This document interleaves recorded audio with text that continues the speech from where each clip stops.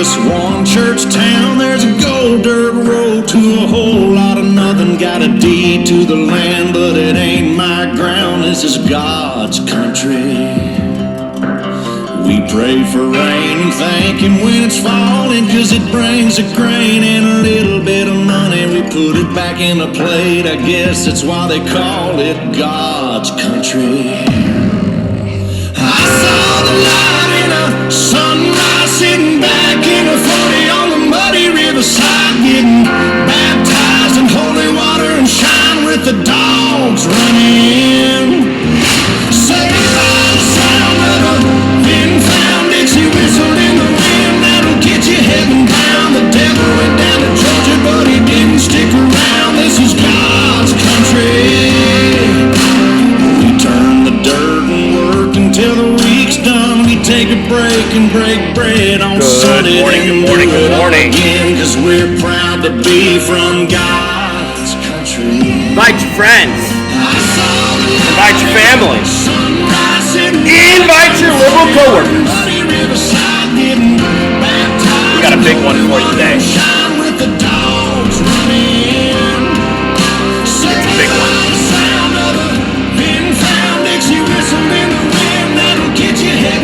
The devil went down to Georgia, but he didn't stick around. This is God's country.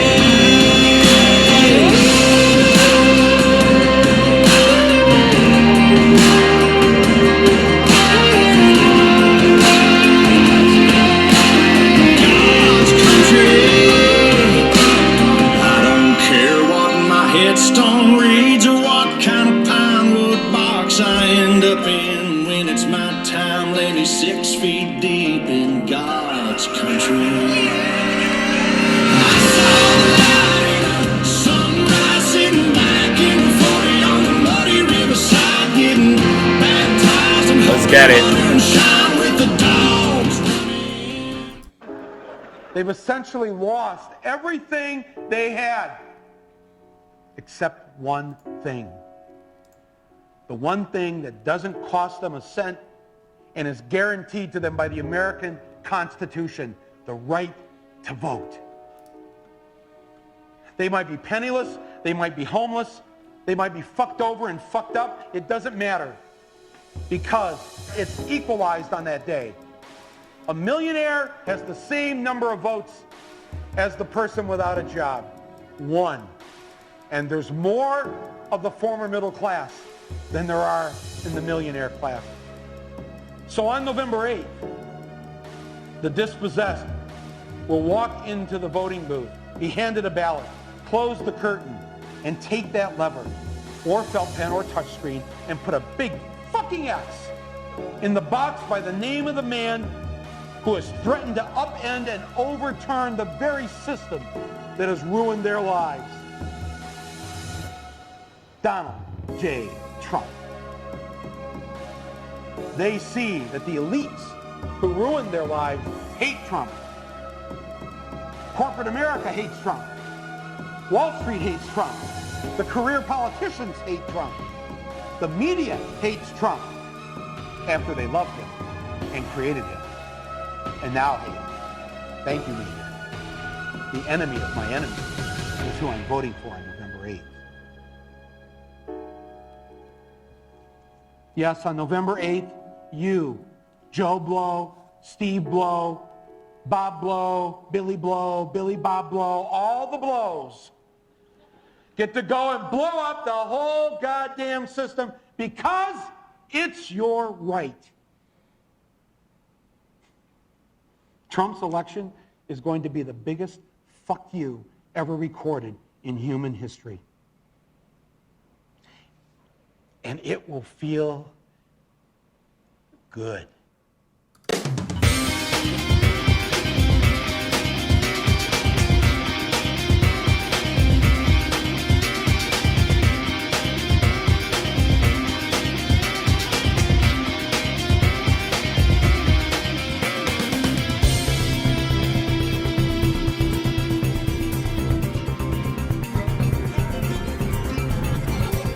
Invite your friends. Invite your family.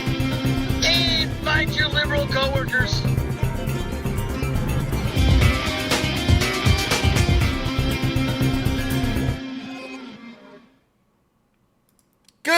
morning, MAGA. Welcome to the Dilley Show. I am your host, author Brendan Dilley. This is my book right here. Still Breathing: The Wisdom and Teachings of a Perfectly Flawed Man. You guys can grab that on Amazon.com, BarnesandNoble.com, or any other major book retailer. I see my chat is triggered by Michael Moore. You realize it's a pro-Trump cut, right? Why did you play this? This is so upsetting. He's talking about the president. Even a clock's right twice a day. Michael Moore nailed that in 2016. It was one of the best non-campaign videos you could ever see. So don't slide in my chat and be like, I don't like the guy that said the thing that was correct. Fuck, dude. Come on, guys. Come on.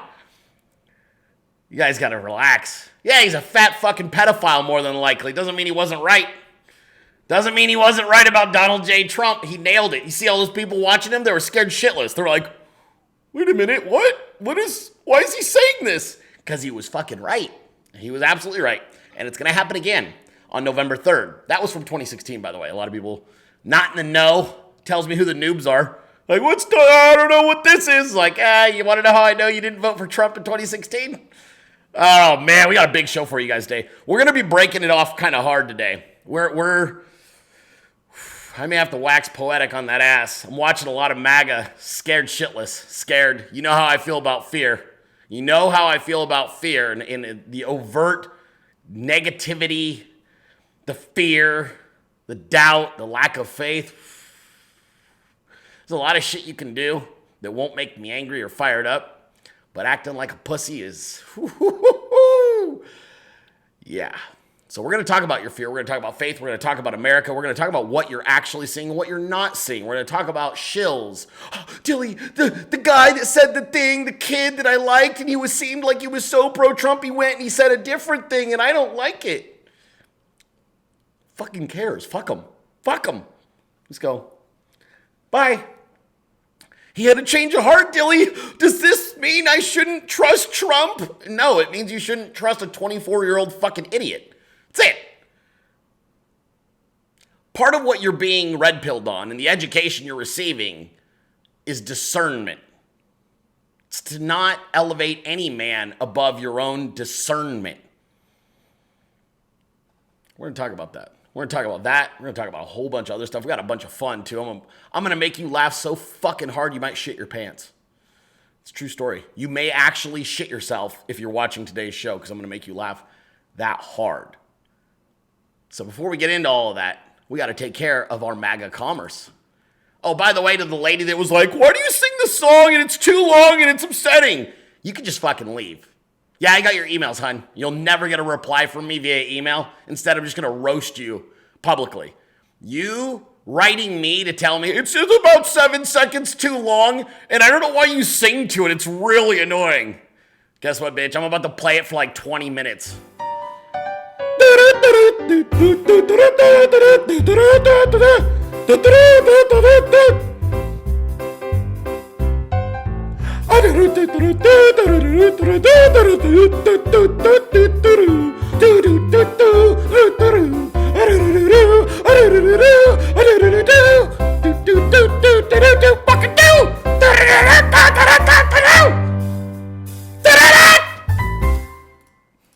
That's right. Reap Financial's back in the motherfucking house. Ayo. We love Reap Financial. When the Secure Act became effective on January 1st, 2020, the game changed for retirees. And only 3 months later, the CARES Act was introduced and turned retirement planning upside down for 2020. Those who want to take the reins during one of the most uncertain and challenging periods in American history need to know the effect both the Secure and CARES Act will have not only on your retirement, but on your savings and taxes, all right? You got to understand, everything's at risk with this shit. There's nobody that's going to help guide you better than Reap Financial. Ask yourself, are you taking advantage of every opportunity provided under the new acts to potentially save thousands in taxes? If you have saved at least $500,000 towards your retirement, call Reap Financial at 512-249-7300. 512-249-7300 today for a 60-minute no-cost tax-saving analysis. REAP Financial, 512-249-7300. Also, My Chicago CBD. We love My Chicago CBD. This is one of the most MAGA companies you'll come across. You're going to love them. They have fantastic products. And with the closures and cancellations of markets and stores where Chicago CBD was supposed to sell, Dave wants to tell all of you how grateful he is to the Dilley Show audience for having continued to support and enjoy his great products. Dave's mission is to help as many listeners as possible regain their quality of life by reducing discomfort and suffering caused from runaway inflammation. True story, My Chicago CBD, I have tried almost all of his different, well, I shouldn't say that actually. There's so many products. I've tried several of My Chicago CBD's products. I've tried the drops. I have the honey. I have used the patches. All worked incredibly well. I really like the patches for actually putting it directly onto an inflamed muscle or joint. Works phenomenal. And obviously the drops, phenomenal. If you got anxiety, you've got any inflammation, achiness, this is a product you want to check out. And then the honey, what else can be said about delicious My Chicago CBD honey? Dude, the one with cinnamon is the fucking tits, dude. It's amazing. MyChicagoCBD.com. You're going to want to pick up some today. Use promo code Trump2020. Promo code Trump2020 is going to get you guys 15% off. Woo! Trump2020. Check it out, mychicagocbd.com. Yeah, you know, people, look, I'm going to start. You guys probably want Dilley's he's trolling already. He's already culling the herd during advertising. You ever seen somebody cull the fucking herd during advertising? I bet you haven't, because they won't do it. Everybody else who does a show, they're like, how do you get fans? I'm like, fucking firing some of them. They're like, wait, what? Wait, what? What do you mean? Yeah, by getting rid of the dumb ones. When you slide in my emails, let me just give you guys a fucking heads up, all right? When you slide in my emails, and you're like, I'm a big fan, but you're fucking annoying, and I don't like the way you do the thing, and I don't like your music, and but other than that, dude, you're a great guy. You're literally somebody like, don't ever email me again. I'm never gonna be nice to you. Like, I'm a fan, but you're kind of fucking annoying. Like, that's called a left-handed compliment, baby. And Dilley, don't take them. I'm like, oh, okay, I'll just slap you with your own left-handed compliment. I don't do it. It's not my deal. It's not my deal, all right? So, yeah, we're going to cull the herd a little bit. I don't give a fuck. Fine with me. Fine with me. I love it when people go, sound? There's 50 comments around them. They're like, LOL, oh, the thing you just said was pretty funny. And then there's a guy or girl that's like, sound? Is there sound to this video? No, everybody else is listening to something entirely different and yet laughing all at the same time, and you're the one, it's on my end. Sound? Is there sound? Can you guys tell if there's sound? No, there's no fucking sound. I'm pantomiming. I'm in a box. Oh, God. All right. I told you, it's going to be lit today. It's a Friday, and it's going to be different. It's going to be a little different. This is going to be a little old school Dilley, which a lot of newbies are going to be like, what the hell did I sign up for? Because I got to cull the herd. I got to do it. We don't really handle fucking weaklings around here very well. And it's fine. It's fine. That's how you know I'll never fucking pander to anybody. I don't do it. I don't pander. I've never have. I never will. Doesn't matter who you are. All right? All right, so... So Joe Biden yesterday, I'm going to start with the top of the news stories, all right? We'll just deal with this. So Joe Biden yesterday came out and was essentially spreading, at one of his Klan meetings where they happened to get a video camera, he was spreading his Joe Biden-ly cheer. In case you didn't see that clip, it's this one right here. What you all know, but most people don't know, unlike the African-American community, with notable exceptions, the Latino community is an incredibly diverse community with incredibly different attitudes about different things. Okay, so that was Joe Biden's stance. Yesterday morning, he was like, blacks are all the same. That was Joe Biden's official statement. Black people are all the same, whereas Latinos, they're a little bit different. But black people, all the same, think the same, look the same. I mean, this is what Joe Biden essentially was saying. That's how I took it. What you guys didn't see was Biden actually did a follow-up interview before the apology. So he did the interview and he butchered it. They got blowback. Before the campaign had realized how much blowback they had got, Joe went out and did another interview and he doubled down. It's about respect. It's about honor. It's about being able to look your kid in the eye and say, honey, it's going to be okay. That's what we're going to do. Dignity, honor, treating people with dignity. We can build a new administration that reflects the full diversity of our nation and the full diversity of Latino communities. Now, when I mean full diversity, unlike the African American community and many other communities, you're from everywhere. From Europe, from the tip of South America, all the way to our border in Mexico and in the Caribbean. What? And different backgrounds, different ethnicities, but all Latinos. We're going to get a chance to do that if we win in November. It means we need everyone to get out and vote. I can't do this without your help. The path to victory in November is contingent upon Latino voters, particularly in those battleground states. Here's a deal, okay, guys? Gonna be honest with you. The blacks, I don't need your vote. The blacks, I don't need them, okay?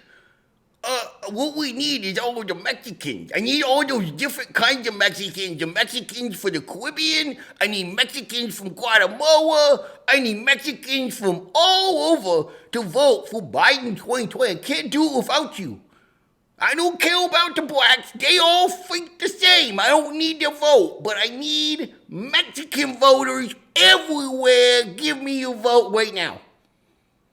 Biden 2020. I approve this message. Joey Biden. This is their candidate. This is their guy, Joe Biden. You guys ready? There he is, in all his fucking glory. He did that yesterday afternoon. We were so busy laughing our asses off at the first one, we didn't see the second one. And it wasn't until last night that they were like, I think Joe said something racist. And it had blown up in his face. And then they were like, released a campaign statement on his stupid Twitter. They were like, oh, Joe said a thing, and what he really meant was, and it was just like, dude, shut the fuck up, okay? Joe Biden, I'm Joe Biden, I approve this message. This message is for me, Joe Biden. Yeah, and today, that clip started to circulate because nobody had heard that. So this is what makes it amazing. He said it the first time in a different interview, and you might maybe have attributed it to a senior moment where he used the wrong language, right? Maybe. The first time. But when you come back hours later on a different program and you expand on your racism and lay it out a little more clearly, in case you didn't hear me a first fucking time, them's all the same. They don't, unlike the black community, the Mexicans are different. You got Mexican Puerto Rico, you got Mexican Cuba, you got Mexican everywhere. All of them brown peoples. Yeah, Joe Biden, holy fucking shit. He literally doubled down and expanded his thought on fucking the black people all being the same. Like, unlike them over there. Incredible. Incredible. And it wasn't until last night they were like, oh shit, maybe that's offensive. Yeah, maybe that's a little offensive. I'm not really fucking sure. Joe Biden. And that actually brings me to this dank beam from, oh shit, I'm going to butcher it, but his watermark's at the end. I apologize. I promised him I'd play his meme today because I was like, dude, that is really good. I introduced you guys here to the meme is called Joe Apocalypse Now. Luke, would you play that tape with the captain, please? Yes, sir. Sorry. Listen to this carefully, Captain. Jack over 90430 hours, Sector Peter Victor King. Have you taken a cognitive No, test? I haven't taken a test. Why the hell would I take a test? Come on, man. That's like saying you, before you got in this program, you take a test where you're taking cocaine or not. What do you think, huh? Are you a junkie? What do you say? Look, come on, man. I know you're trying to goad me, but I mean, I'm so forward looking to have an opportunity to sit with the president. I am very willing to let the American public judge my physical and mental my physical as well as my mental fitness. Every man has got a breaking point. You and I have it. Very obviously, he has gone insane.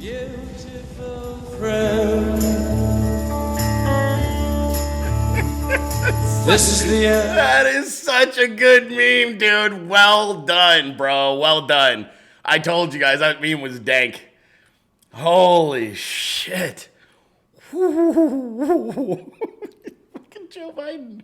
Dude, we're not even to the debates yet. We're not even to the debates. This guy's incredible. Joe Biden.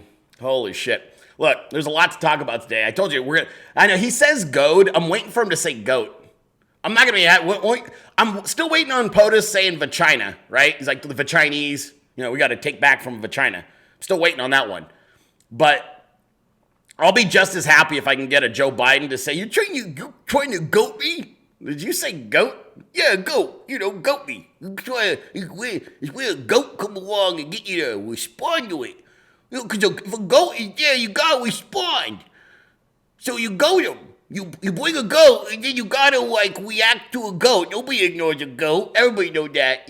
Nobody ignores a goat. You goat them. You bring a goat, and then you go, oh, it's a goat. It's a little goat. That's how the saying got developed. That's where it came from. It came from bringing a goat around. Oh, fuck. All right, look. They're all the same, right, Joe? Holy shit. Other news from this morning that I thought was pretty cool. This is badass.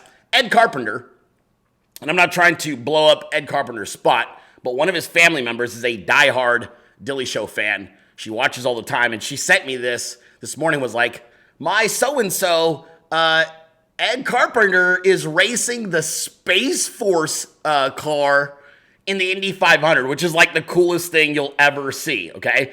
So Ed Carpenter, sponsored by Space Force in the Indy 500. So I can just tell you, I know who I am rooting for today, because this is amazing. Ed Carpenter, Space Force car. I want a fucking Space Force car.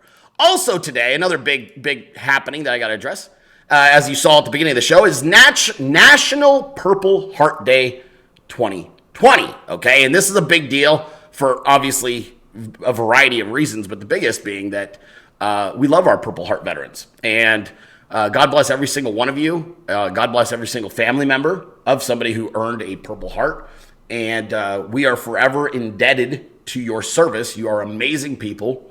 And it's a privilege for me to even have an opportunity to interact with many of you. As a few of you know, my good friend and big Dilley 300 fan, Conchetta, had sent me her father's Purple Heart, and I've showed this a few times on the show. It's in the case behind me, and I've got his Purple Heart. It's probably one of the most prized possessions I have. She sent me a letter with his photograph of when he was 18, 19 years old. He was a young man in World War II, and she sent me some of the write-ups on what he had done while in World War II, while he was participating and serving, and she gave me his Purple Heart.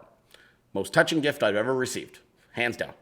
And so today is National Purple Heart Day, which I think it's fantastic. If you see somebody wearing their veteran attire today, especially if it's a Purple Heart attire, make sure you thank them for their service and acknowledge them, because that's very important. Speaking of acknowledgement, this guy is the real deal. And I'm going to tell you something.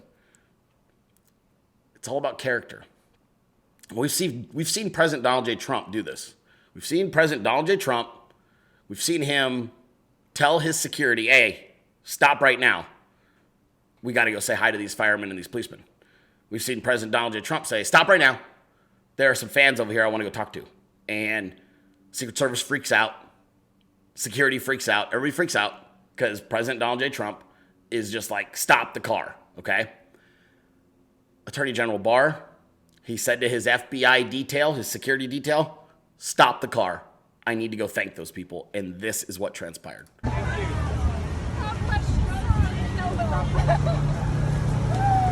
to see you, sir. I used to work at this. Is awesome. Keep up the good work. Thank you. Thank you. Keep up the good work, sir. Go get us. Let me get us. You did wonderful on your testimony. It was spectacular, I thought. We love you. It was terrible. Okay. The old. He's been retired. Can we take a picture, sir? Sure. Come on in, everybody. Let's take a picture. Oh, it's so cool. Attorney General Barr doing it big. AG bar. How many other politicians would do that, by the way? How many other civil servants would do that in this environment? Think about the risk involved. He didn't have to do that. He sees a crowd of people waving their back to blue signs. And AG Bar's like, I got to go thank those people. I want to point out a couple of things. Might have to start calling him Big Balls Bar. Because Big Balls Bar, the honey badger, hops out of a car, no mask. Beelines it for strangers, no masks. Immediately starts shaking hands and giving hugs. Big Balls Bar, that's my guy, man. That's my guy. I like Big Balls Bar. Whoever's granddad Big Balls Bar is, man, you just enjoy it, kid. Who's ever granddaddy is Big Balls Bar, you need to be like, dude, I have one of the coolest grandfathers on planet Earth. Like, he's a legend. He is fearless. The honey badger don't give a shit. No masks. Fuck your mask. Fuck your COVID. How you doing? Come in here. Let's go in for the real thing. Dap, dap. Loving it. Hugging it up. Big Balls Bar. Telling you. He's the real deal, man. That shit was like, I saw that and I was like, we're good. We're going to be in total, we're good. We're going to be fine. Men of that stature don't take those kind of risks unless they know they're walking a righteous path, a God path, okay? That's why he goes, I don't care. I'm not scared of shit. Watch this. Jumps out of the car. Amazing. By the way, I'm rocking my Soul Memes shirt today. Is Soul in here? Soul, I was worried about you. I DM'd you, hon. You need to DM me back. I worry about my Soul Memes. I pay attention to all of you. I want you guys to know something. I'm about to creep you out. Rihanna will attest this. Rihanna will tell you guys. I don't forget shit. I don't forget anybody. I don't forget their stories. I remember your avatars. I remember your names. I remember the things you told me. And as creepy as this sounds, I also know your posting patterns for many of you, especially the ones I follow. I was talking about my memers, talking about my other influencers, and many of you. I'm admittedly very bad at, quote, following back because, well, tweet trains are gay, but I follow back as best I can. Oh, Dave just showed up. Hi, Praying Medic. Hi, Dave. Love that guy. Dave, you have to come on the show. Everybody in the chat, pressure Dave to come on the show. He needs to come into the new studio. I'm very proud of it, and I want to show him. Dave, as I was just mentioning, Dave probably appreciate this too, my friend Praying Medic here. So listen to me. I pay attention to everything. This is no word of lie. I pay attention to all of it. I catch all of it. I recognize when you guys aren't posting as much. I recognize when you're being negative. There was one such fan who's probably in our chat right now who I observed over 4 or 5 days, and I happened to follow her, and I would just see her name and her stuff. She'd say stuff. She's commenting, replying to shit. I was like, hey, babe. Hey. I didn't say babe, but I was like, hey, you've been really negative lately. What the fuck's going on with you? She's like, oh, shit. Slides in my DMs. Like, dude, I didn't realize you paid attention to that. I'm like, yeah, I paid attention to all of it. Like, I am creepy that way, and I remember everything. And I was like, hey, don't fucking do that. I don't know what you're doing, but I'm catching you every day. I'm seeing your little comments. You're replying. You're fucking negative. You're being very negative. You either need to shut the fuck up or change your attitude because you're not helping anybody. And she was like, thank you for calling me out. I was like, yeah, no problem. But seriously. So I pay attention. So Soul Memes, love you, hun. I was worried about you. I haven't played a Soul Memes video in the last couple of days, maybe in a week. And maybe because you haven't been making them. And if you're not making them, are you busy? What, are you working? Do you have family or something? What's going around? What's going on here? What's going on? Why am I not seeing you, Soul? Worried about you. You DM Dilley back. You don't ignore Dilley. All right, so I don't fuck around with the negativity. You know what? Let's talk about that for a minute, because I got a bunch of people that are panicked over shills. We'll call them shills. Fake MAGA. I warned you guys about these people. I can always sniff them out. Opportunists. Opportunists will do their best to not lose your endorsement. They'll do their best to just do what they do. Now, there's one such kid I actually don't think... Hi, Soul. I see. She's like, I'm here. I'm actually not thinking he's an opportunist. I think he's just lost. Some of you guys, I think, really give too much credit to like early 20-somethings, and you expect something better than early 20-somethings. They flip-flop. They're not firm in their convictions. They can't read shit, meaning their intuition's garbage. So there's one such kid, and I'm not going to put him on blast because I actually think that I don't think he's doing real well right now. I don't think he's like, if you're doing well mentally, you don't go that far off the deep end. And he went far off the deep end. And you guys, I'm sure some of you who know, but there's a few, he just decided, oh, I'm anti-Trump and I'm losing my shit. But I think some people are just fucked up. I think they're inherently fucked up. And I think that doesn't matter. I think that you need to pay attention to your own faith and your own intuition. Oh, Soul Memes, I knew it. Didn't I knew it, you guys? She says, new boss. Fucking nailed it. Told you, Soul Memes. I could tell something was going on. Soul's like, yeah, I got a new boss. He's like, what are you doing? What the fuck is that? Is that a dank meme? Wait, are you? Oh my God, I knew I recognized you. You're the Soul Memes. Well, I'm a liberal. You're fucking fired. But like, anyway, I digress. Back to what I was saying. Some of you guys, I think, really get distracted, you get dragged down, and you get dragged off into the ether by, because you don't trust you yet. So many of you don't trust yourselves that you rely heavily on other people, which is okay to a degree. But the problem is, if those people mislead you, you start to be like, oh my God, maybe I don't love the president, or maybe God doesn't care about me or something. And you start to lose your mind. And the truth is, God has shown you more than enough that is working miracles on your country and on your life personally. It's very obvious. Evil is being eradicated. Evil, true evil.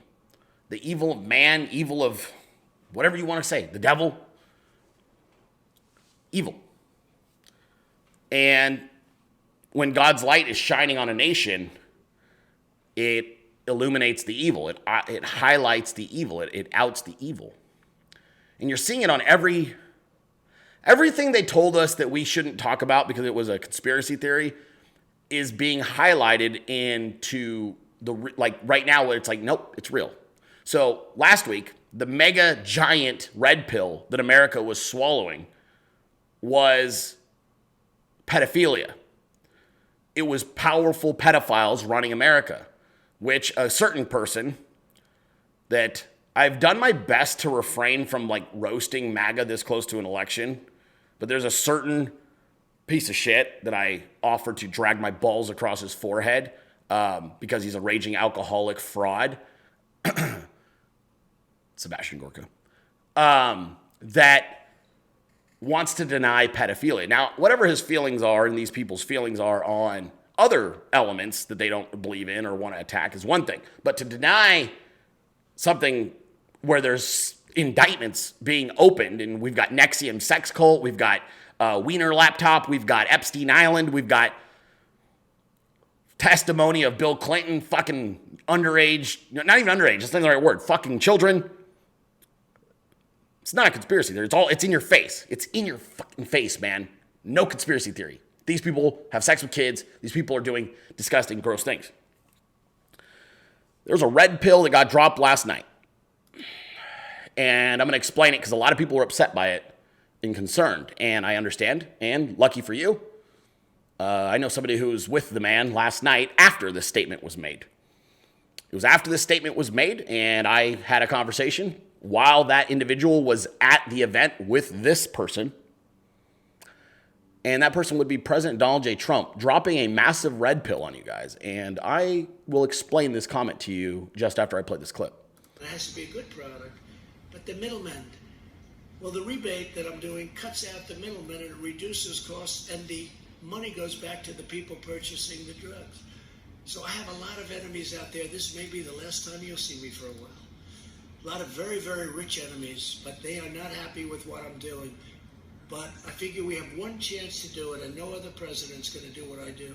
No other president would do a favored nations, a rebate, a buy from other nations at much less cost. Nobody.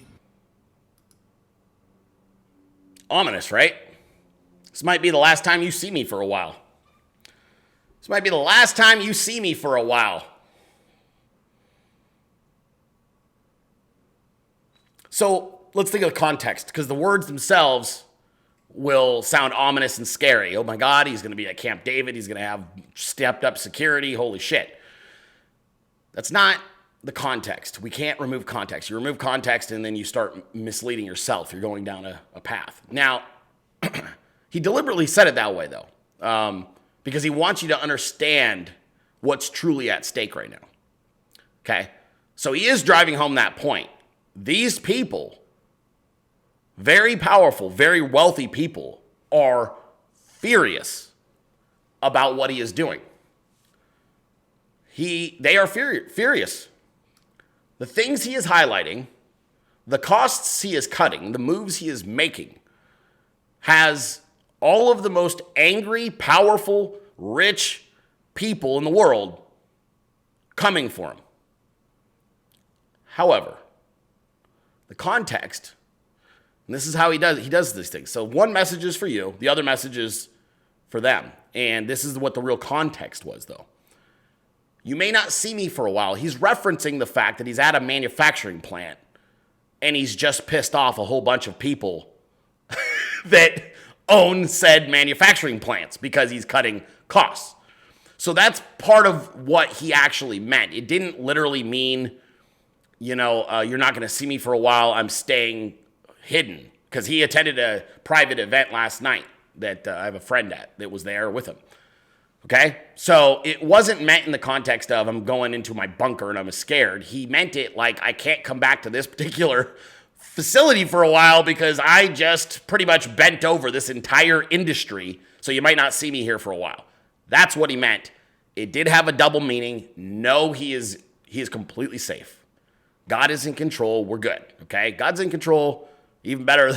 Well, maybe not better. That's not the right word, but just as equally as comforting are the Marines that protect POTUS at all times, along with the Secret Service. So we're good. So what could possibly have them so triggered besides costs? Because cost is one thing, because you're cutting into profits. What's the other thing that could be going on that's got them so shook? Well, let's listen to Dr. Richard Urs. It's almost laughable. It says here, malaria drug chloroquine does not inhibit SARS-CoV-2. So this study came out this week, and this is in tissue culture. So I looked at the study, and I thought, that's interesting. I don't know what happened there, but let me look at it. So then I saw KLU3 lung cells. So they said, hey, it may work in kidney cells, but it doesn't work in lung cells. So in our evidence, yeah, it can work in vitro in kidney cells, but not in lung cells, right? So I thought, well, that's interesting. So I worked at MD Anderson. I was in ocular oncology, and I thought about it. I said, I've heard of that cell line before, KLU3 lung cell. It's an adenocarcinoma. It's a lung cancer cell. So I tweeted, I corresponded with the author, and I said, I am so happy for your study. You just showed one of the most amazing things that I've ever seen. I never thought I would see something so clear. You just proved that when virus is around and chloroquine is around, chloroquine will let the virus attack a cancer cell. I think about that. So it will protect a normal cell, but chloroquine will not protect a cancer cell because they're dedifferentiated. The receptors are different. I mean, think about that. So I told him back. I said, thank you. That's the you completely misinterpreted the data, and you hid the fact. They hid it. They put it all the way down. As you know, you have to look for the data set. So I found it in the appendix, in little letters, KLU3 lung cells. This is the disinformation campaign that we are faced with. They put out a big thing, and they said, oh, it doesn't work. They put it on Medical Express. That's it for chloroquine. It's unlikely to work against SARS-CoV-2. We just proved it. No, you proved chloroquine is one of the smartest drugs in history. It will let the viruses attack cancer cells, but not normal cells. Any questions? You guys know how many doctors in Florida have been murdered by the pharmaceutical industry for curing cancer? Look it up. I think we're over like 60 now. This dude is explaining something that goes hand in hand with President Trump's comments, and something we've all said for quite some time. There are cures for most illnesses. What did I tell you would be the unifier of the world against the elites? Even kid fucking doesn't do it.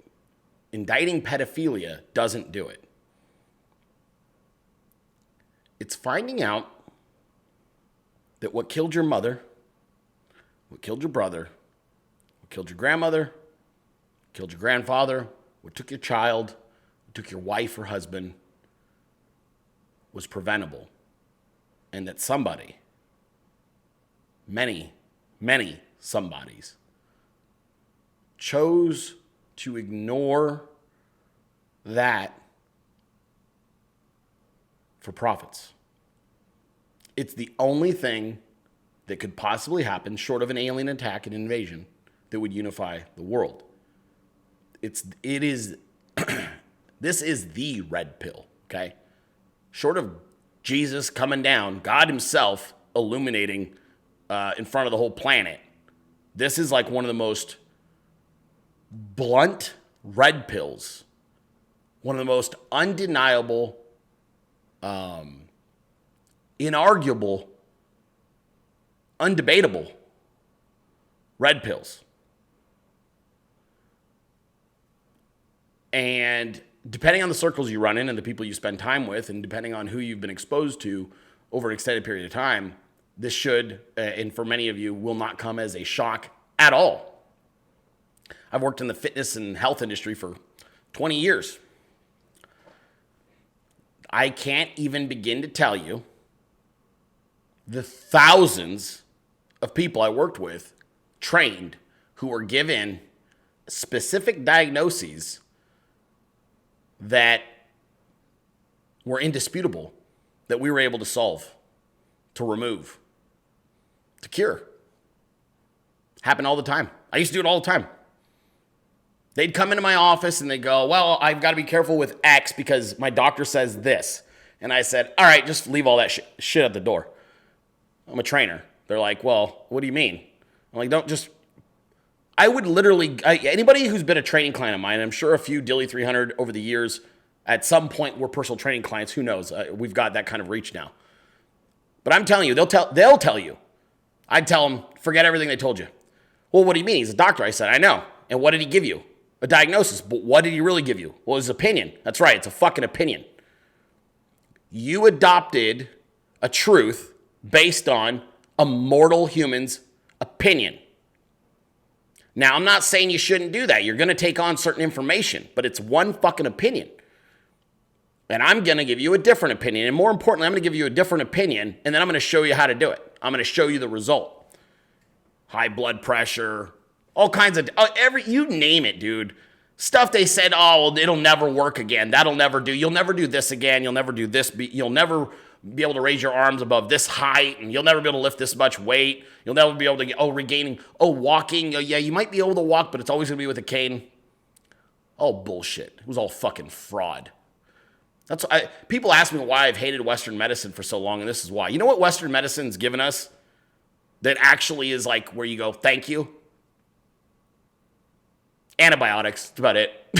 Everything else after that. Now, I will give credit to the surgeons out there that do great work and actually restore things.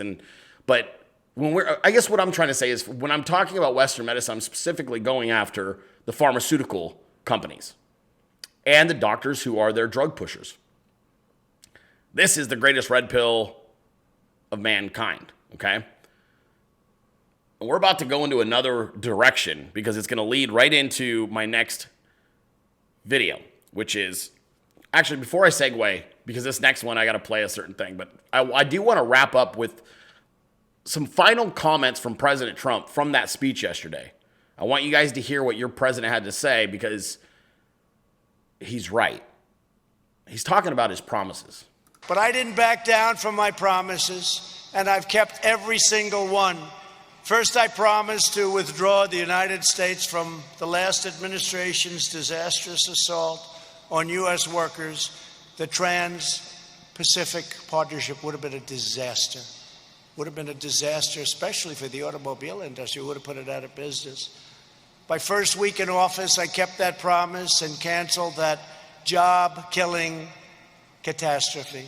Second, I pledged to appoint the toughest and smartest trade negotiators to defend American jobs, and I did with Bob Lighthizer and all of his people. They've been fantastic. Third, I said I would use every legal tool at my disposal to fight back against unfair trade, and I did, and I found some that nobody even knew about. Some of them were very old. They had a lot of dust on them, hadn't been used for decades and decades, but I found them. Things you could never get past today. Fourth, I promised to label China a currency manipulator, and I did. Fifth, I said we would bring trade cases against China to crack down on its economic aggression.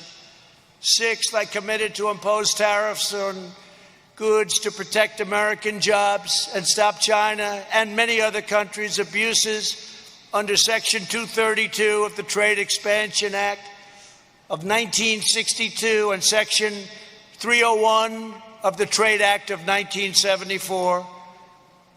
As your president, I have kept every single one of these pledges to the American people and to the American worker without exception. Every one has been done. Fucking POTUS. Mike dropping the shit out of that thing, man. He's right. He's right. And the promises you think he hasn't kept, you just don't know it yet. Because I'm going to tell you right now, there's other promises he's kept you didn't even know. You're like, what about this? It's like, he kept it. You don't know, but he did. You just hang tight, everybody. Now, you know one thing I want to address, all right? God, look, all right, I'm going to give you guys a heads up, too. This show, we're going into overtime. This will be a long show. I got a lot of fun still to talk about. We still got Q&A Friday. I understand you guys want to dip out, leave. It's no problem. But, you know, we're already 48 minutes into this show. And I got a lot to cover here. But I'm going to tell you something. I want you to understand what I do around here, what MAGA does collectively. We're doing it. I've talked about it for years. I've talked about the importance of it, why we do it. MAGA and President Donald J. Trump is not about putting him above God or Jesus or getting away from that messaging, okay? I want to address something because I think some people go, oh my God, it's a cult. You guys you're elevating him to a level it's not reasonable. No, listen to me. America stopped having legends. America stopped having men of stature. Spreading the word of God and Jesus and everyone else it's most effective when done from somebody who's walking in that faith and leading by example. President Donald J. Trump is an imperfect man. It's part of why he's the perfect person to not only restore America, but also to bring back faith. And you can judge that statement however you like. But sometimes you have to show people miracles. It can't just be about, I say these things and I repeat these things or I memorize these things from the good book. Sometimes it's, here's how you implement these things. All right? Here's how you implement these things. And so I get accused of a lot, hey, we're pushing him too big. Listen, we got 90 days to an election that's going to it's essentially going to define the fate of the world. That is not rhetoric. That is not hyperbole. It will be the fate of the world. The world goes as America goes. And you think the globalists, if they ever regain control of the White House, are going to take any other future chances? The fate of the world literally rests on November 3rd.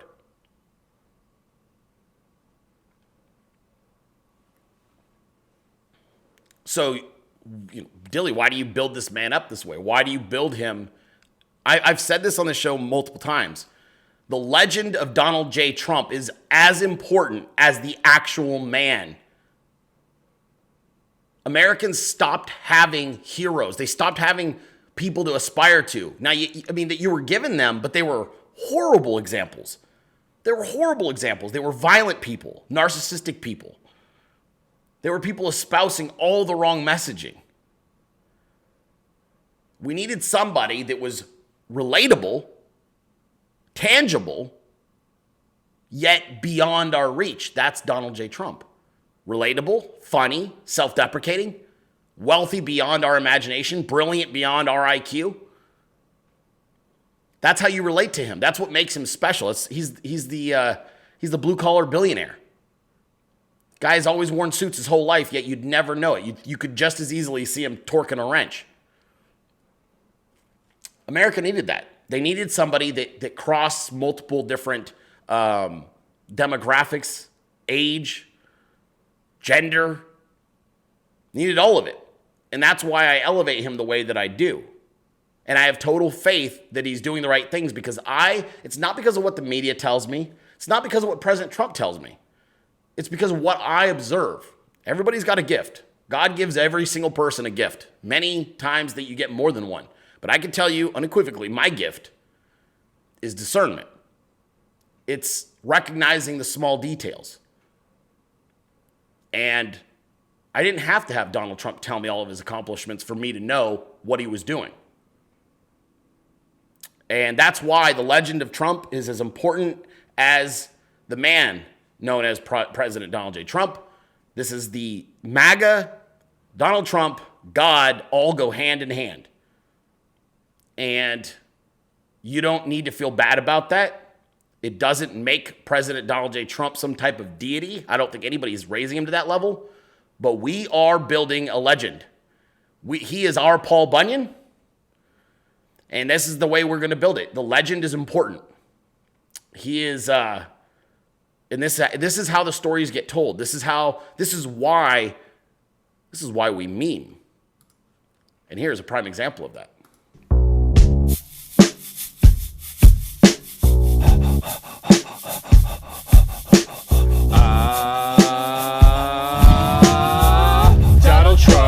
Donald Trump, 6'10", makes the ratings jump.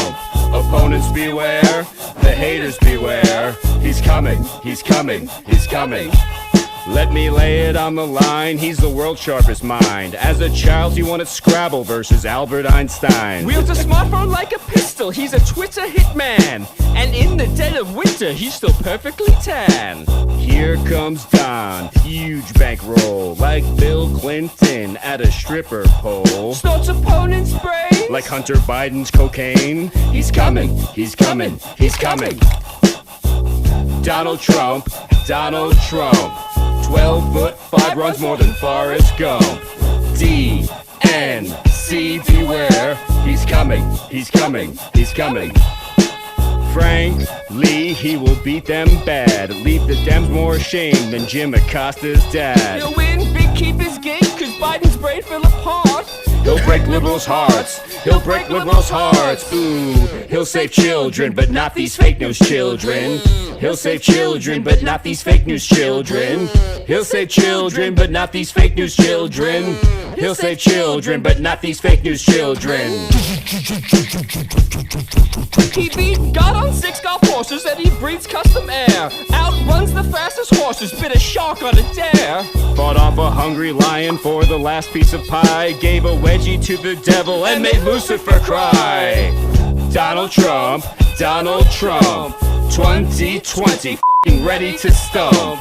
The deep state beware, swamp creatures beware. He's coming, he's coming, he's coming.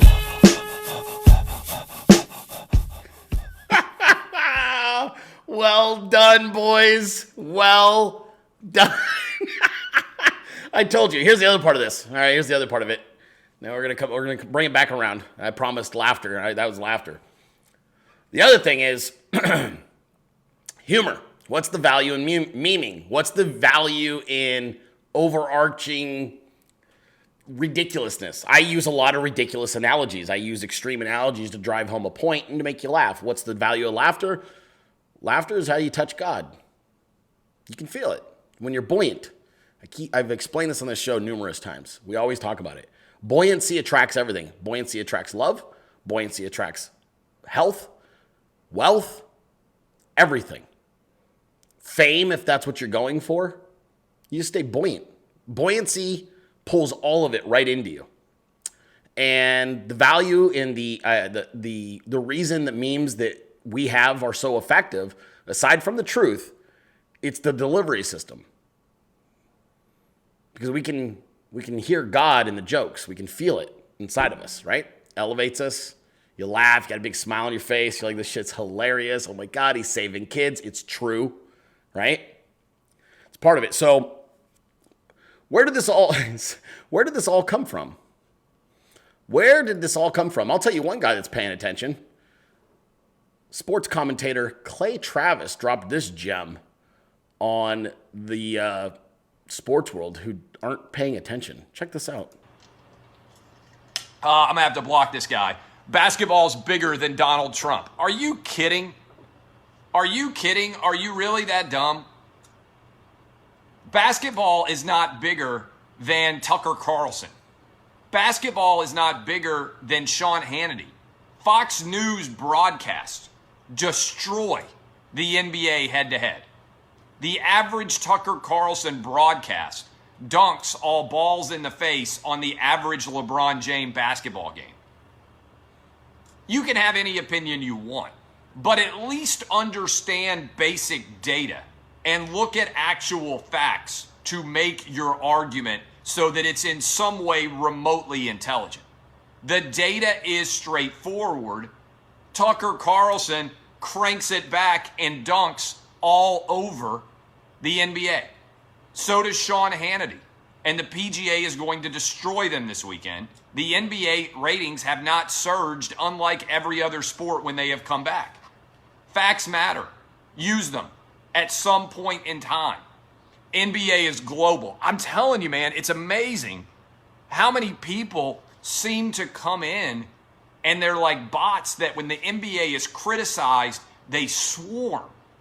And I think a lot of the NBA talk is totally fake. I think China is supporting the NBA in an effort to create division in America. It's unlike everything that I have seen. Look, the NBA bends the knee for China and sucks up to Chairman Xi, but won't even say a word negative about him, and they rip their own American institutions. The NBA is bought and sold by China. That's the truth. They have turned their back on America in favor of embracing Chinese communist values, and it's really, really sad. It's pathetic. Free Hong Kong, amen. Bam! Who's been telling you this? The NBA, pro sports, big box brands, all have been whoring themselves to China. China called in all of their fucking favors. Now, I don't remember. I feel badly because I wanted to quote, I believe it was a senator yesterday. It could be a congressman from the floor. And he told you the facts. Here's the facts. You are currently, right now, this second, in a cold war with China. Every action that President Donald J. Trump is taking, and I've said this before, I told you what they're doing, is a military op to prepare the battlefield for an imminent war, potentially, with China. You are in a cold war with China right now. Pieces, the trade deals, all of it, all these pieces are connected. The trade deals, the financial stuff, the biological warfare, the cultural warfare. Everything you are dealing with is a result of a Cold War with China. President Donald J. Trump is prepping a battlefield that he may not even be in office to actually fight. He's trying to avoid war. He's trying to bring China to its knees the exact same way that Reagan brought the USSR to its knees. The Soviet Union was brought to its knees by Reagan in the way that President Trump is trying to bring China to its knees. Same thing. Oh, you guys nailed it. Hold on. I know. Everybody, I love you guys. Thank you for watching the clock. Here you guys go. I know.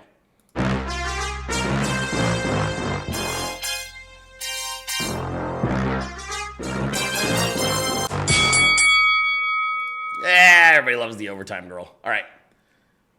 If you guys are good, maybe I'll get Rihanna to do the overtime girl video. What do you think? Think we get Randy to do a overtime girl walking around like the ring girl? We could do it.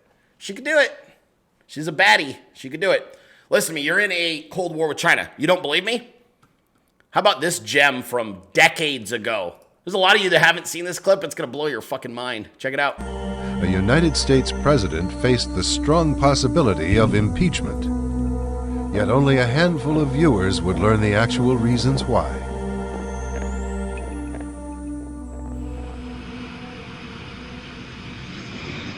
Months before the Lewinsky scandal broke, Congress began investigating a scandal that had become known as Chinagate.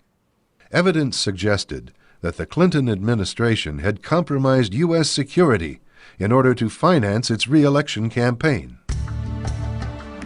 The Communist government of China was eager to acquire sensitive U.S. military technology and economic concessions. Through international money laundering, China funneled contributions into U.S. election campaigns and obtained privileged access to top U.S. officials. The communist money trail led all the way up to the Oval Office. If these facts were widely publicized, Clinton would face impeachment on grounds of bribery, and perhaps even treason. But the media misdirected public attention.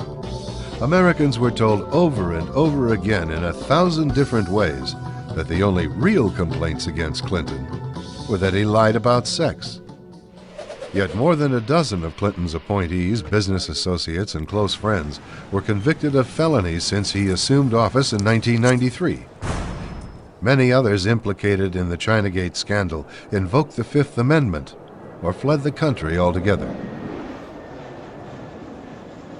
William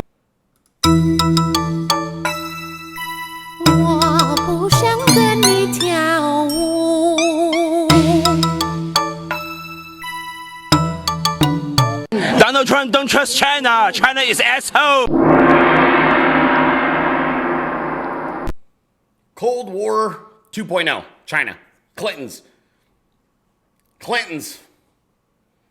Again.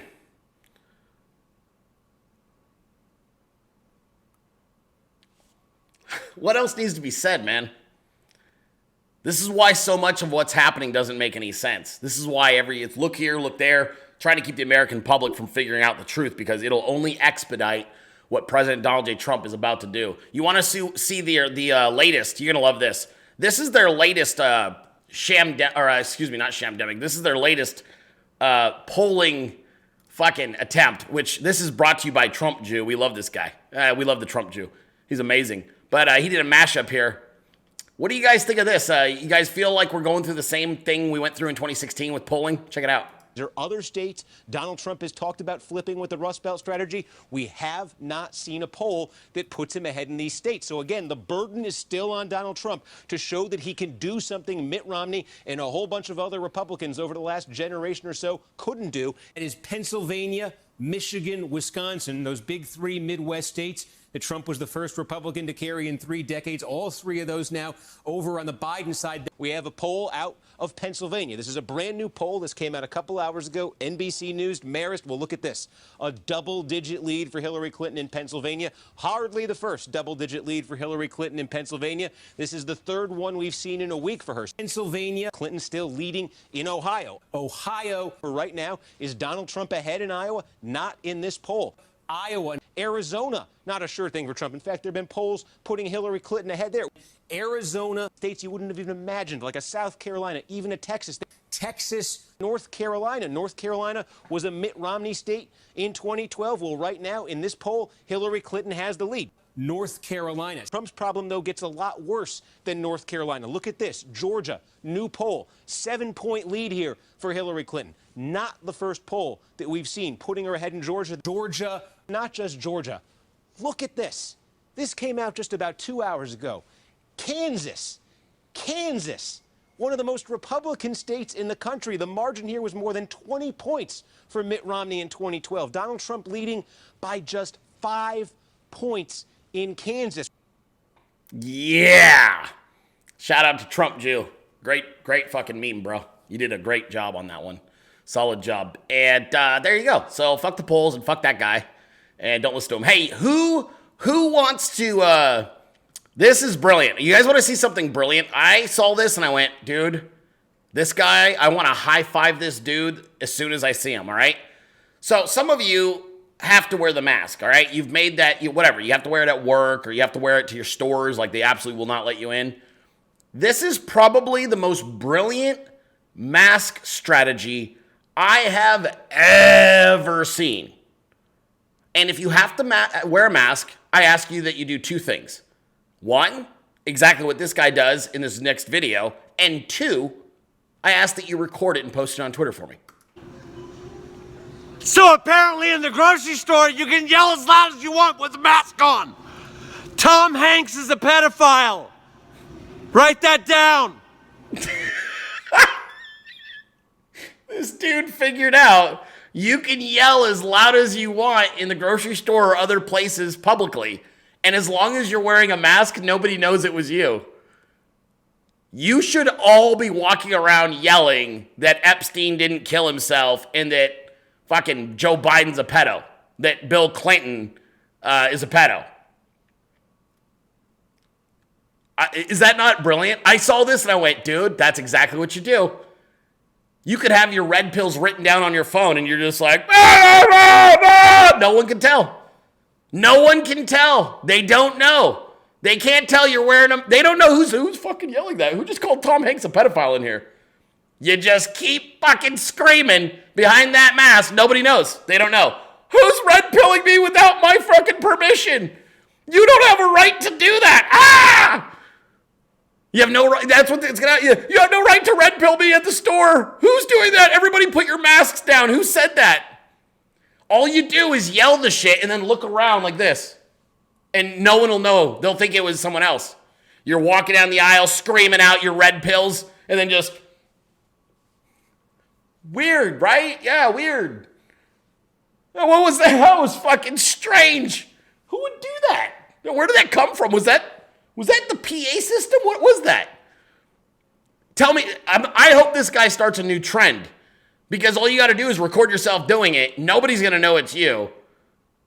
And then post it on the internet. This needs to be a thing. That dude, you're a fucking genius, bro. That was absolutely brilliant, if you ask me. A lot of people, you guys are so cute. People are like, where's the overtime girl? I'm like, yo, like I already played her. You're like way late to the party. We played the overtime girl. We talked about it. I mean, I guess we could do a second overtime. You guys want another overtime? I got a different overtime one. Not as exciting as the other one, but check this one out.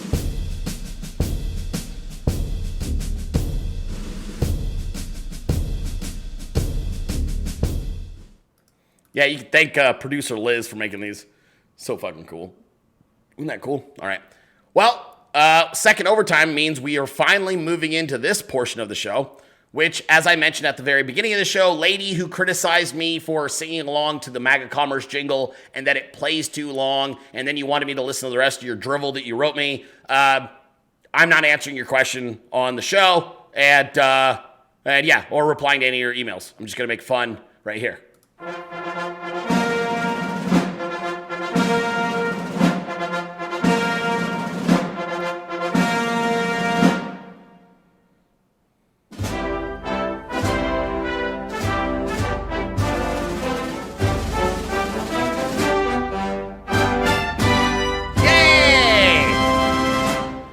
All right, listen, everybody grab a seat, relax. Oh, we're gonna get to this. I got so many fucking emails. I'm actually stunned. I get notifications, you know, the emails are rolling in, and they're just like, doom, doom, doom. And I'm like, what the hell? And I'm like, trying to do my shit, but then doom, doom, doom. I'm like, dude, how many fucking emails did I just get? I looked down, I'm like, I'm sitting at 30 fucking emails. 30 emails, couldn't believe it. I was like, dude, 30 fucking emails? Really? Holy shit. All right. Well, 30 fucking emails. That's where we're at. Okay, let's get to your 30 fucking emails. Now, I got a whole bunch of birthday wishes and different special things also. It's going to be a good one. It's going to be a good Q&A Friday. I know a lot of you will bail. I don't fucking care about Q&A Friday, man. I'm here for the fucking news or whatever, you know? Like, that's what I'm here for. I'm not here for anything else. I'm just here for the news. I'm here for the news. You know, I bet that lady was just trying to goat me. You know what I'm saying? I bet that woman was trying to goat me. Watch, she's probably in my... Did you email me, ma'am? I bet she emailed me. She's like, you're a dick. I really loved you. You're a dick. She's going to let me know. She's trying to goat me into an argument. You know what I mean? There's a goat. She was trying to goat me, for sure. All right, let me go back. We got a lot to talk about. We got requests and different fun things.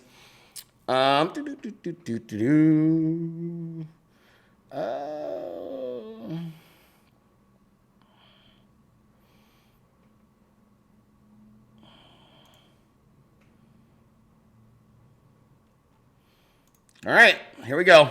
We'll start. First, we'll just start with the requests, okay? Here's one. Oh my God. Dude, did you just... Oh, maybe this isn't a... Yeah, this is not a email question. Holy fuck, dude. I'm going to get to you later. Here we go. Dilley, my friend Amy and I are huge fans. Hi, Amy.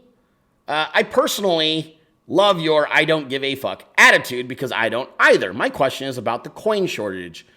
Is that a real thing or is it just a push for cashless society? I know cashless is one step closer to socialism. I'd love to hear your take on the issue. Keep fucking pissing them off. Your MAGA friend, Jody in Louisiana. So shout out to Jody and Amy for watching the show. I believe the coin shortage thing is overblown. I receive coins at the store every day now. So whatever shortage was present is no longer present, at least in Arizona.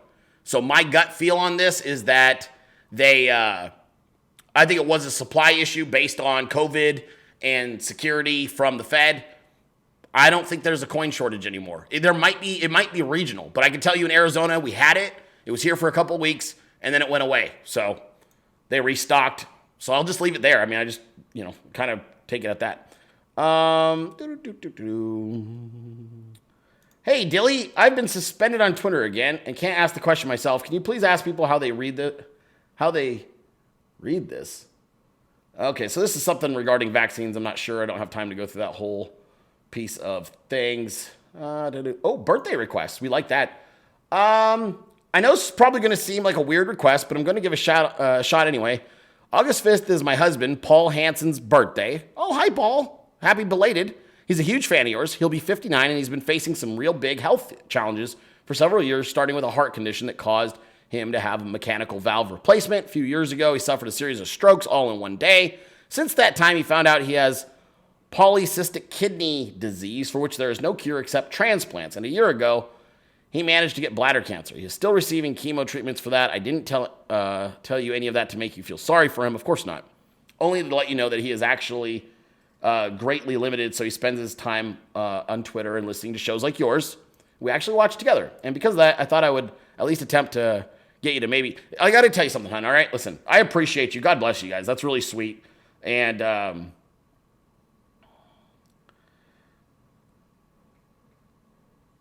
oh, fuck. All right, well, I'm going to stop there because I already fucked this up. Sorry, ma'am. I just got your second email, which, yeah. Happy birthday, Paul. I apologize for putting all of your health issues out there in the world. God bless you, dude. I didn't get your wife's second email until after I had read the first out loud on the fucking air. Ma'am, let this be a lesson. I didn't know. All right, God bless you, Paul, and I hope you overcome all that shit, dude. Like, that sucks. That sucks. And what I got to tell you on this one, man, is keep going. Keep researching. Keep taking all the supplements, naturopathic supplements. If you feel comfortable doing the Western medicine thing and it's working for you, keep fucking doing it. But my advice to you, Paul, is keep going, bro. And God bless you. And I apologize for putting your business out on the air. I didn't mean to do that. Wifey wrote that in a weird way. Oh, my goodness. Here's a good one. Hey, Dilley. Hey there, Mr. Dilley, as my mom would say. Oh, this is so cute. My mother, Helen, and the Golden Oldies, as you know, have been watching your show for a long time now. Yes, they have. We love you, ladies. They're all aged 87 to 92. 87 to 92. What's up? That is amazing. So tomorrow, the 6th, which obviously was yesterday, the 6th is Mom's 92nd birthday. God bless you, ma'am. If possible, when you get a chance, could you give her a shout out? I got her a General Flynn shirt. If you want to share it, it's fine. I can't believe she's 92. She looks great, in my opinion. Aw, she was the hippest mom, even through my 65 years, through my 65 years. We love her so much and is the best parent anyone can have. Could you please tell her from me and my brother Chris how much we love her and appreciate everything she has done for us through the years and what a great patriot she is. She's been through it all. She'll be listening every day and supports you always. Thanks in advance. Love your MAGA commerce. That's a great thing. We have used quite a few. That's from Mary. So happy birthday, Mom. 92 years young. That's amazing. Helen, I aspire to be you, Helen. When I grow up, I want to be Helen. 92, be a badass patriot, still watching foul-mouthed people a third my age. That's badass. You're a fucking hero. You're a legend, Helen. And all of her friends. So God bless you, Helen, and God bless your family, your children, Mary and Chris. That's pretty amazing. Birthday wish for Victoria. Here we go. Ever since Trump announced running for POTUS, my wife Victoria was on board. I was a Cruz supporter, and we had our differences. After Trump's election, I slowly got on board, tipping point being MSM, constantly bashing him, and found myself defending him. I moved from listening to Beck and O'Reilly, Hannity, to listening to alt media. I found you and started listening to you regularly. I turned my wife onto you, and she never missed an episode. That was 2 years ago. A birthday wish to Victoria would rock her world. Well, happy birthday, Victoria. That's from your husband, Paul. There you go. That's a good one. Dilley, I'm listening to your show late today as we were moving my youngest son to Iowa, and I saw my first Biden sign. What? In a yard driving on campus. We actually all started laughing when we saw it. We just got back from our annual vacation in Missouri where we literally would see 100 Trump signs daily on the water. My question is why? Why are liberals insistent on not putting Biden signs and flags up? Why aren't they putting it up? There's no enthusiasm, dude. Biden doesn't have anybody putting signs up because Biden's out like an overt racist. Who the hell wants to be like, yeah, I love that guy? And people are like, dude, the racist? And you're like, yeah, the guy that said the thing, yeah, we like him. Telling you. Friday question. Are we ready to explain World War III to the masses yet? China has control of Biden. Iran has control of Omar and Tlaib. Russia has control of Bernie Bros. They like the German model. Who are the last three countries we have butt-fucked? Who are those only three countries who stand to fall in the NWO? Remind people of Kate's and Oswego's views. Carlos Oswego's. Enough for this question series. I plan to ask multiple questions you can pick and choose for the show. I guess, are we ready to explain? Yeah, I just explained the Cold War thing already, so I feel like I already touched on that. Ooh, how about this one? This is a good one, you guys. This is a good one. How about my family's a big fan of your show and never missed a show since it started watching a few years ago. Next week, my son Michael is moving to Texas Tech University, and he's studying mechanical engineering. He wants to design race car parts in the future. Fucking awesome, dude. Listen to me. Dilley is trying to shop eventually for a sports car once he can afford one, and I'm going to need some parts because I want it to be a race car. So, hook a brother up. Let's see here. He's very conservative, so I'm not concerned about him coming home a snowflake. Of course not. He and all his friends will be voting for Trump as well. Of course they will. Please wish him success at college and all of the students. Go Red Raiders. Guns up. Thank you. Proud mom, Kelly. Aw. Badass, dude. Go fucking crush it, dude. Go crush it, Michael. You go to Texas Tech. You take all of your MAGA values and you fucking lay it down, dude. You get A's, you graduate, and then you start designing some shit so Dilley can go 0 to 60 in 2 seconds. Got it? All right. Dilley, let's make the half-court scenario a little more challenging. Of course, Dominic. Randy has to do it, but instead of 100 attempts, it's 50. If Randy misses all of them, the entire Dilley family goes to jail forever. Would you allow her to go for it? Fuck no. Dude, I love my chick. I love my chick. Getting Rihanna to hit free throws would be a fucking risk. You want me to risk prison for my entire life? And Rihanna's got to hit a half-court shot in only 50 tries? Ain't fucking happening. No way, bro. Not taking that bet. Absolutely not. There's no way. Here we go. Friday question. How much longer? Sorry, I don't know why I did it that way. 3 months to go before we audit the COVID numbers by states. Really easy peasy. Yeah, I don't know. How much longer? I don't know. Everybody always asks me the timeline questions, and I always have the same answer, which is I don't know. Okay, I'm wondering if Dave is correct that the Dems switch out old Joe at the last minute. What happens to the early mailed-in votes for him? Are they automatically assigned to the replacement candidate? No. Do they become null and void? Probably. Do those people get to recast a vote? No. How will these motherfuckers use that to their advantage? They won't. Something to think about. No, there's nothing to think about. I already debunked the whole Biden getting replaced thing. It ain't happening. I did it yesterday. I spent a lot of time on it. Not doing it again today. This week has been absolutely fire, so I thank you for the laughs, Dilley. Can you please wish my parents, Louis and Linda, both MAGA to the core, a happy 48th wedding anniversary? Absolutely. Happy anniversary. 48 fucking years together, and you're both still alive. Neither one of you killed the other. That's amazing. And I'm guessing you're happy as shit because you guys are obviously MAGA and you're living in the greatest fucking time in American history, maybe world history. Happy 48th anniversary, Louis and Linda. That's from Big Lou. We like Big Lou. This definitely warms the cockles. Let's see what here. Oh yeah, I saw that. Yep, thank you. Got that. Good email. Dilley, why do you think Human Abedin never took Anthony Weiner's last name? Personally, I think Huma Wiener just works. Don't touch my dick 2020. You guys like that? Huma Wiener? Hey, Huma Wiener. Dude, I gotta be honest with you. Huma Wiener might be one of the funniest things I have read. Thank you, Chris. That is a great fucking question. Can't believe that she didn't take it. Huma Wiener? Huma Wiener would have been that would have been a lot of fun. The Wieners, you know what I'm saying? Like the Wieners, meet the Wieners, right? You see where I'm going with this? Anthony Weiner is funny, but meeting the Wieners or Huma Wiener, that is, I can't with you guys. Holy shit. Dilley, love your show. Did you move your studio to another location or another room in your house? Nope, I moved altogether. What are your thoughts on President Trump's comments yesterday about not seeing him for a while? I explained that already. Thanks. Have a great weekend, Carrie. Yeah, we moved. I moved. Got a different home and a better layout for what I do. So it works way better. Question, Dilley. A few questions for you.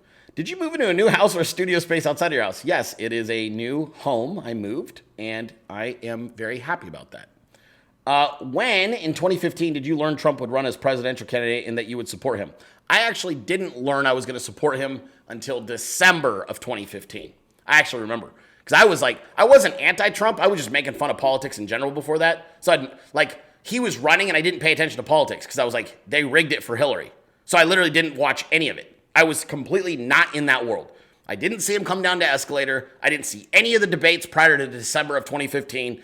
I didn't see any of his stump speeches, none of it.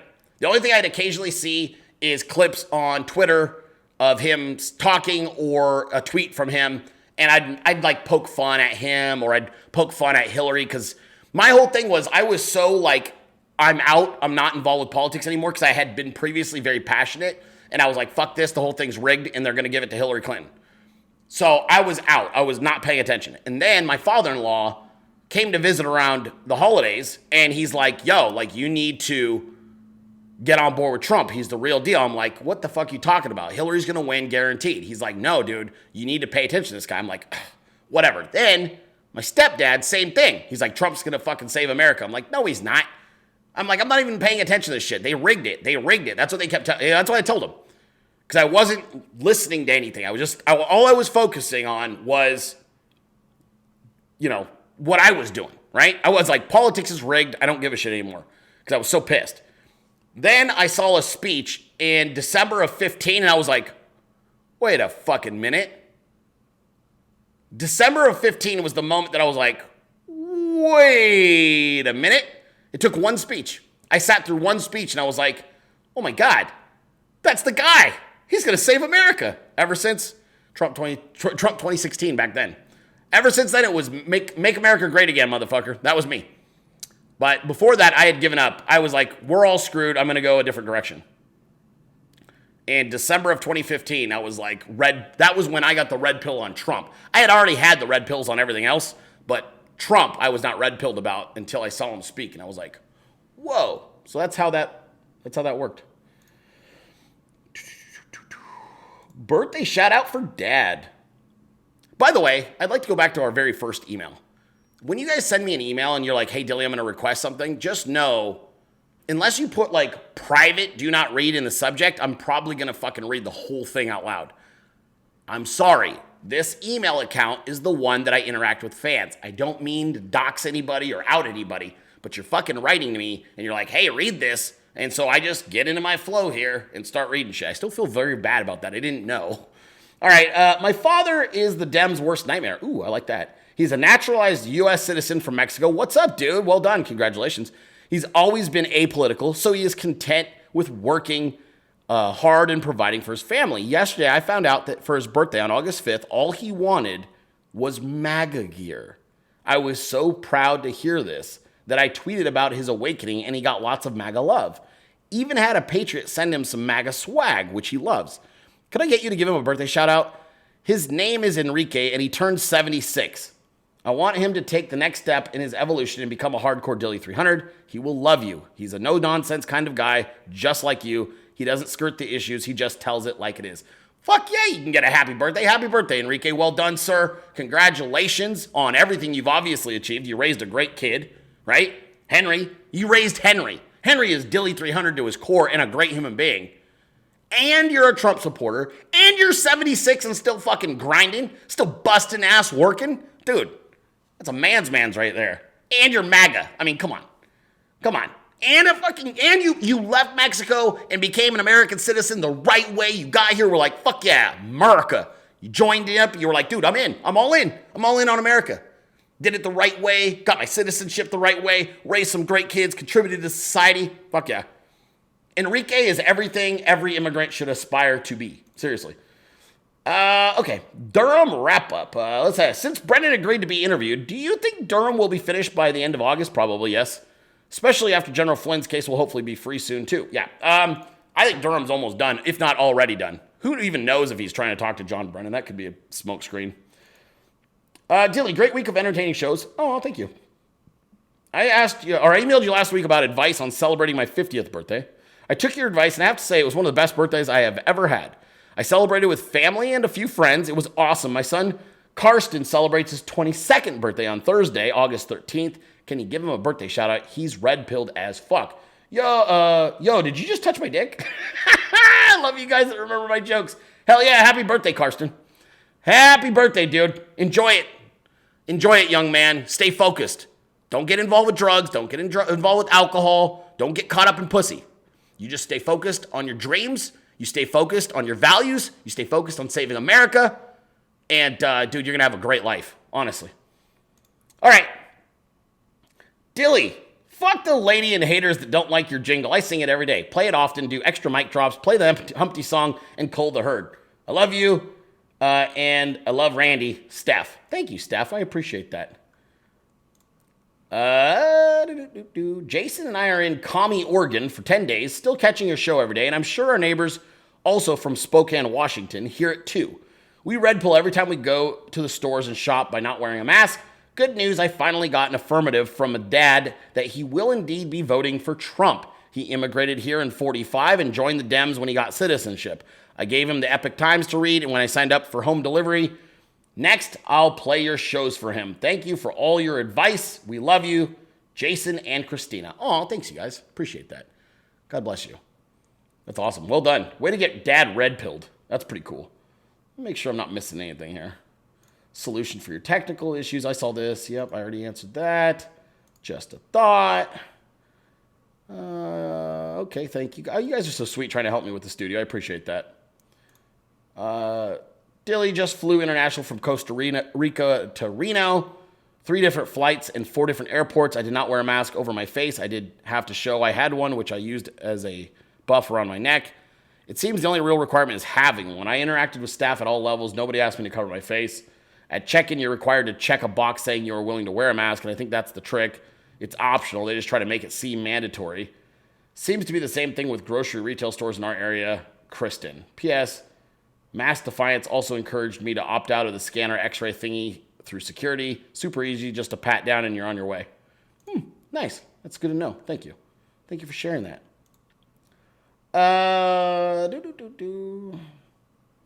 Let's see. Between family, my sister is 74 with an inoperable brain tumor. You also might as well know I lost my son in 2016 to cancer. He would have been 38 in November. Keep doing what you're doing. Makes my day and helps my sanity. Aw. God bless you, Shar. Everybody say a prayer for Shar. Send some love her direction, please. That'd be good. I told you guys, we're going super mega overtime. Everybody says, oh, I want a 90-minute Dilley show. And I give it to them, and then they're like, then they bail. They're like, I'm out of here. Can't watch 90 minutes of this fucking guy. I'm out of here. This guy's just too much. Too much.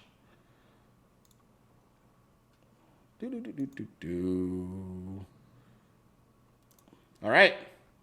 Fuck, that's it. That's all we got to say. That's all I got to say, all right? That's where we're at. We're done.